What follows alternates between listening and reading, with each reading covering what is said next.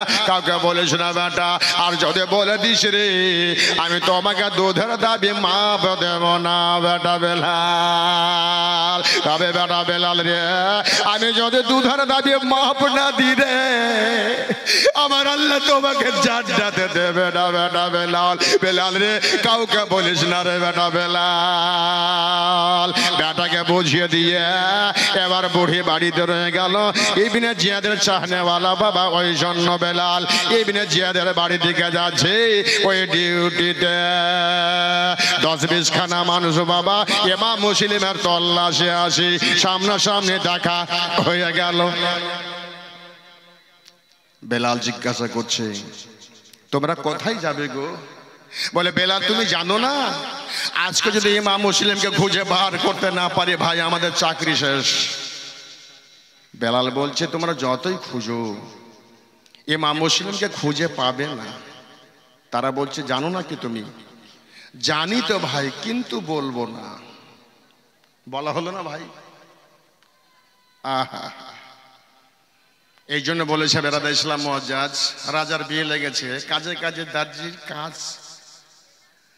জামা সিলাই দিতে পারেনি। তো মন্ত্রী বলছে ভাই আমার এটা নতুন জামা, বিয়ে করা জামা রাখা আছে, আমার জামাটা পড়া বিয়ে করে নে। তো মন্ত্রী বলছে কাউকে বলে দিলে সম্মান থাকবে রে। বলে হুজুর বললেই না কেউ জানবে, আমি বলবো না কেউ জানবে না, তাহলে পড়েলি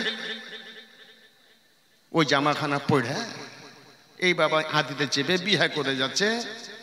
তখনকার আওয়াজ মাফিক ছিল বাবা, সামনে বাঁশ ফেলে ফিতা ধরে টাকা লাবার লেগে আছে। এদিকে কি রেওয়াজটা আছে, বাঁশ ফেলেছে। তো মন্ত্রী আছে পাশে বলছে তোমরা বাঁশ ফেলো আর ফিতা লাগাও, যা মন যায় তাই করো। জামা পায়জামা যদি বিয়ে করতে এসেছে পড়া ওটা আমারই। রাজা একবারে লালে লাল, যখন চোখ গরমিয়েছে রাজা, তো মন্ত্রী বলছে হুজুর বুঝলেছি নাকি?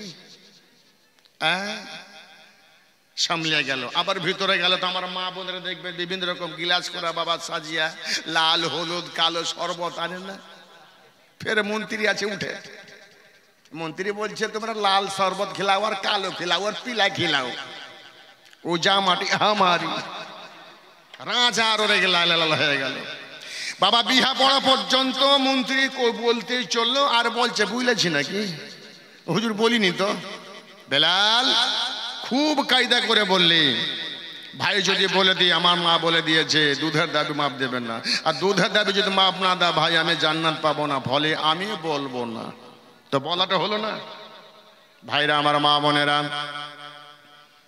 তারা বুঝে গেল, বেলাল বুঝে গেছে তুমি আপন ডিউটিতে যায়, আমরা চললাম তোমার বাড়িতে ইমাম মুসলিম রয়েছে।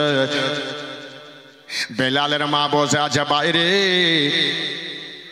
আর সৈন্যবাহিনী গিয়া বাড়িটাকে ঘেরাও করে নিল। বেলালের মাকে জিজ্ঞাসা করে ও বেলাল মা বলো তোমার বাড়িতে ইমাম মুসলিম আছে নাকি? বেলালের মা বলছে খোদা গো একটা কথা মেয়েটা না হয় বলে দিয়া, আমাকে যদি শত শত বছর যদি আমাকে জাহান্নামে জ্বলতে হয় রাজি, আমি না হয় না বলে দিই ইমাম মুসলিমের কথা। আল্লাহর ওয়ালি যারা, নবী বংশের ছেলে যারা, তারা গায়েবের কথা বলতে পারে। যেমন বেলালের মা মনে করেছে মিথ্যা কথা না হয় বলে দি লোকটারা জান বেঁচে যাবে। ইমাম মুসলিম চিৎকার করে বলছে ওগো বেলালের মা, আমি হলাম আলে রাসূলের ছেলে, আমি হলাম জান্নাতের বাগানের ফুল, আমি হলাম মেহমানের রাসূল, আমার জন্য মিথ্যা কথা বলিও না। বলে দাও বলে দাও আমার বাড়িতে ইমাম মুসলিম আছে। ভাইরা আমার মা বোনেরা গো, এই একটা মিথ্যা কথা বলতে গেলে হয়তো লোকটা বেঁচে যেত, জানের পরোয়া করলো না। আর বলতে হলো না। ইমাম মুসলিমের সঙ্গে ওই 22খানা তরবারি একদিকে বাবা, আর ইমাম মুসলিম একা একদিকে যুদ্ধ শুরু হলো। যেমন যুদ্ধ শুরু হলো, ইমাম মুসলিমের কাছে 22খানা তরবারি হেরে যাচ্ছে। আল্লাহু আকবার, তরবারি খানা চলিয়ে যাচ্ছে। এই চলাতে চলাতে বাবারে এমন একটা তরবারি মারলো ইমাম মুসলিমের রাদিয়াল্লাহু তাআলা আনহুর এই উপরের ঠোঁটটা বাবা কেটে গেল, দুটা দাঁত ঝরে বাবা পড়ে গেল। ইমাম মুসলিম রাদিয়াল্লাহু তাআলা আনহু তখন মনে করলেন না আর ছাড়বো না কাউকে। এমন ভাবে তরবারি চলিয়ে যাচ্ছে, 22খানা তরবারিকে হারিয়ে দিচ্ছে ইমাম মুসলিম রাদিয়াল্লাহু তাআলা আনহু। এই তরবারি চলাতে চলাতে ওই তুয়ার গাছে ওই বাবা ছাদের উপরে উঠে গেলে মজা হবে, আমার মেরে মেরে লাভ হবে, সুন্দর করে মারতে আমি পারবো। এই করে বাবা তরবারি চালাতে চালাতে ওই ছাদের উপর যেমন চেপে যাওয়া, 5খানা তরবারি ভয় পেয়ে গেল, আর উপায় নাই, ইমাম মুসলিমকে পারা যাবে না। কি করা যায়? 22খানা তরবারিওয়ালা বলছে, ভাই ইমাম মুসলিম, আমি তরবারি আমরা ঢুকে নিলাম, তুমিও ঢুকিলাম, আমরা আর মারামারি করব না, আর ছাদ থেকে নিচে চলে আসো, আর চলুন আমাদের সাথে আপনাকে নিয়ে যাব ইবনে জিয়াদের দরবারে। ভেবে নেন আমরা আপনার কাছে হেরে গেলাম। নারে তাকবীর, নারে রিসালাত। ইমাম হোসেনের হস্ত ধরে কান্দে সখিনা, আব্বা রেখে যেও না গো, আব্বা রেখে যেও না। ইমাম মুসলিম নেমে আসলেন, যখন তোরা স্বীকার করলে আমরা হেরে গেলাম, তাই আমি চলে আসলাম। বল কি বলছিস বল। বলে চলো। কোথায় যাব? বলে ইবনে জিয়াদের দরবারে চলো।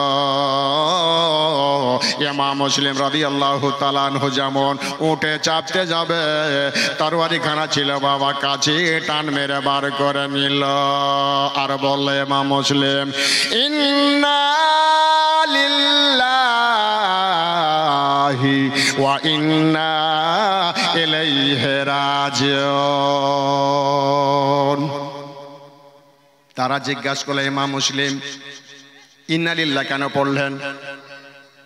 কেউ যদি মারা যায় ইন্না লিল্লাহ পড়তে হয়, আগুন যদি লেগে যায় ইন্না লিল্লাহ পড়তে হয়, এই সময়তে ইন্না লিল্লাহ কেন পড়ে ফেললেন? ইমাম মুসলিম বলছেন, শোনো রে, যে তরবারি খানা আমার একা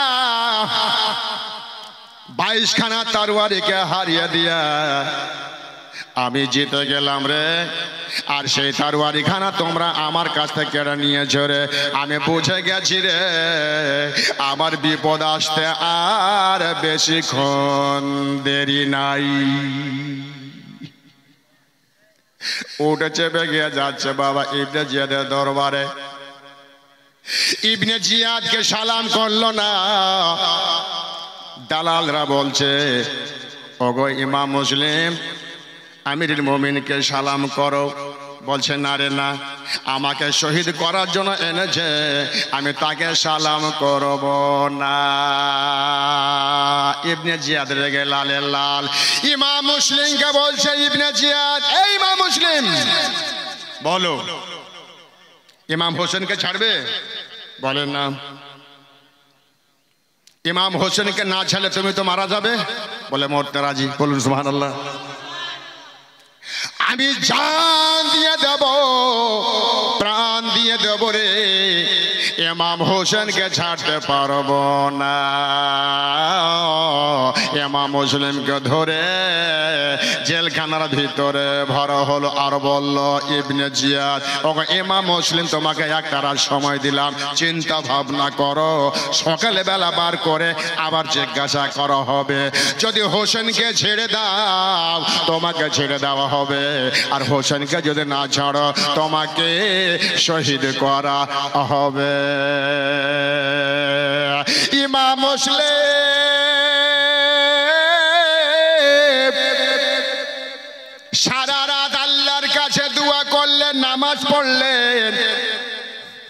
ইমাম মুসলিম আল্লাহকে বলছেন, আল্লাহ গো,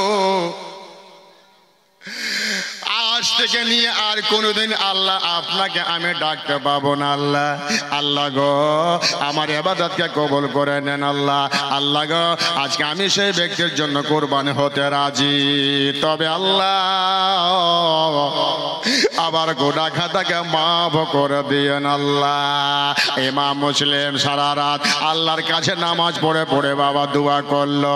সকালবেলা বার করে আবার জিজ্ঞাসা করলো, ইমাম মুসলিম বলো, কি বলবো? ইমাম হোসেনকে ছাড়বে? বলেন না। জাল্লাদকে ডেকে বলছে, ইবনে যা রে, এই ইমাম মুসলিমকে পাড়ার শেষে নিয়ে যাও, আর পাড়ার শেষে ছাদের উপরে তুলে তাকে শহীদ করে দে রে। ইমাম মুসলিম রাদিয়াল্লাহু তাআলা আনহু কে ছাদের উপরে নিয়ে যাওয়া হলো রে। মা ইমাম মুসলিমকে জিজ্ঞাসা করছে তারা, ওগো ইমামে মুসলিম, এবার তোমাকে শহীদ করা হবে, তবে তোমার কি কোনো বক্তব্য আছে? ইমাম মুসলিম বলছে, ভাই রে, এই কুফাতে এসে আমি 3টা কাজ করেছিলাম, ওই 3টা কাজ তোমরা আমার করে দিও। কি কাজ বলো? এই কুফাতে এসে আব্দুল্লাহ বলে লোকটার নাম, 700টা টাকা ধার করেছিলাম, দেনাটা দেওয়ার সময় পেলাম না। এই টাকাটা আমার দিক থেকে তোমরা দিয়ে দিও রে। 2 নম্বর প্রশ্ন হলো এইটা, এই কুফা দিয়েছে আমার ভাই হোসেনকে আমি চিঠি লিখেছিলাম, আমার ভাই হোসেনকে বলে দিয়ে যেন আমার ভাই কুফাতে না আসে। 3 নম্বর প্রশ্ন হলো এইটা, আমাকে তোমরা শহীদ করে দেবে, প্রাণের ভিক্ষা যাইব না রে। এখানে মা নাই, বাবা নাই, এখানে চাচা নাই, চাচি নাই রে। আমাকে শহীদ করে দেবে, তবে আমার জানাজা করে কবর দিয়ে দিও। তারা বলল, ইমাম মুসলিম, তোমার সব কথা শুনে নেব, তবে একটা কথা শুনবো না। কোনটা কথা মা তোমরা শুনবে না? বলো বলো, শোনো রে। তোমাকে মারবো ঠিকই রে, তোমাকে শহীদ করে দেব ঠিকই, তবে তোমার জানাজা করব না, কবর দেব না।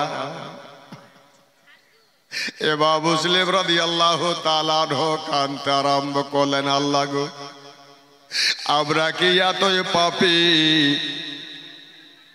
আজকে একটা মুসলমান যদি মারা যায়, তাহলে বাড়ি বাড়ি চাঁদা তুলে কাফন দিয়া কবরে তা রাখা হয়, হয় না বাবা? কিন্তু এরা কেমন মুসলমান, এরা আমার জানাজা করবে না, দোয়া করবে না, কবর দেবে না। ইমাম মুসলিমকে জিজ্ঞাসা করলো, আর আমরা দেরি করবো না, বলো এবার তুমি রেডি হয়ে যাও। ইমাম মুসলিম বললেন, দাঁড়া রে, 2 রাকাত নামাজ আমাকে পড়তে দাও রে। ইমাম মুসলিম রাদিয়াল্লাহু তাআলা আনহু 2 রাকাত নামাজ পড়ে আল্লাহর কাছে হাত ধরে কাঁদছে। ইমাম মুসলিম কেঁদে কেঁদে বলে, আল্লাহ গো, মক্কা থেকে কুফাতে এসেছিলাম, আমার সাথে আমার 2টা বেটা এসেছিল, মোহাম্মদ আর ইব্রাহিম, কাজী সারার বাড়িতে আছে। আল্লাহ, আল্লাহ গো, আমি যখন শহীদ হয়ে যাব, আল্লাহ, আমার 2টা বেটার সঙ্গে আমার দেখা হলো না। তবে আল্লাহ, আমার দুই বেটাকে আল্লাহ তুমি ভালো রাখিও আল্লাহ। এদিকে ইমাম মুসলিম আল্লাহর কাছে দোয়া করেন। আর ওই যে কাজী সারার বাড়িতে দুই ভাই মোহাম্মদ ইব্রাহিম কাজী সারাকে জিজ্ঞাসা করে, চাচা গো আমার বাবা কবে আসবে গো চাচা? আমার বাবাকে দেখার ইচ্ছা করছে গো চাচা। আমার আব্বাকে আমি না দেখলে আমরা থাকতে পারবো না চাচা। দোনো ভাই কাজী সারারা হাত ধরে কেঁদে কেঁদে বলছে, চাচা আমার আব্বার কাছে আমাকে নিয়ে চলো গো চাচা। আমার বাবাকে না দেখলে আমরা থাকতে পারবো না চাচা। কাজী সারা বলছে, বেটা তোর বাবা বলে কাঁদিস না রে, তোমার বাবা এমন জায়গাটা চলে গেছে বেটা, আর মনে হয় তোদের সঙ্গে দেখা হবে না। বলো ভাইকে সান্ত্বনা দিয়ে বলল, বাবারে সুযোগ যদি থাকে তোমাদের সাক্ষাৎ করাবো রে বেটা। এবার মুসলিম আল্লাহর কাছে বাবা দোয়া করে দুনিয়া ছেড়ে যাবে। মা বোনের আগো আমার রাসূল বলেছেন ইন্তেকালের সময় যখন ওই কলেমা যখন জারি থাকবে রে মা মুখে, আল্লাহর রাসূল বলছেন তার